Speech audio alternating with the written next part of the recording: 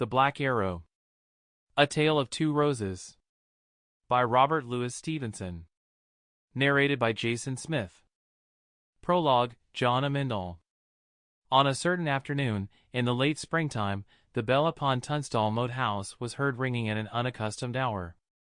Far and near, in the forest and in the fields along the river, people began to desert their labors and hurry towards the sound, and in Tunstall hamlet a group of poor country folk stood wondering at the summons.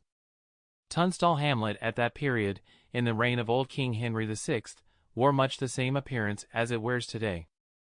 A score or so of houses, heavily framed with oak, stood scattered in a long green valley ascending from the river.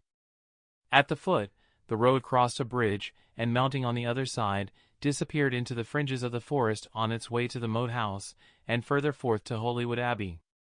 Halfway up the village, the church stood among yews. On every side the slopes were crowned and the view bounded by the green elms and greening oak trees of the forest. Hard by the bridge, there was a stone cross upon a knoll, and here the group had collected, half a dozen women and one tall fellow in a russet smock, discussing what the bell betided.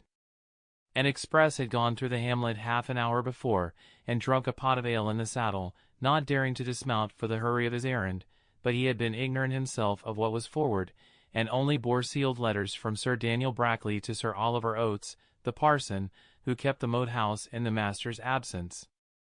But now there was the noise of a horse, and soon, out of the edge of the wood and over the echoing bridge, there rode up young Master Richard Shelton, Sir Daniel's ward. He, at the least, would know, and they hailed him and begged him to explain.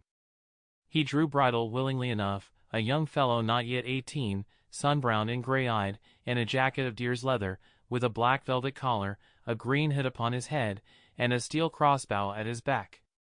The express, it appeared, had brought great news. A battle was impending.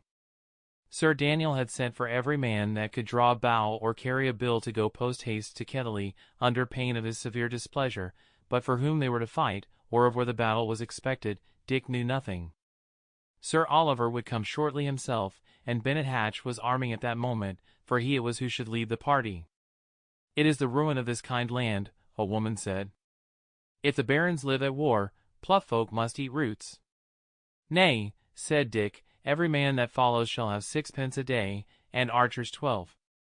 "If they live," returned the woman, "that may very well be, but how if they die, my master?"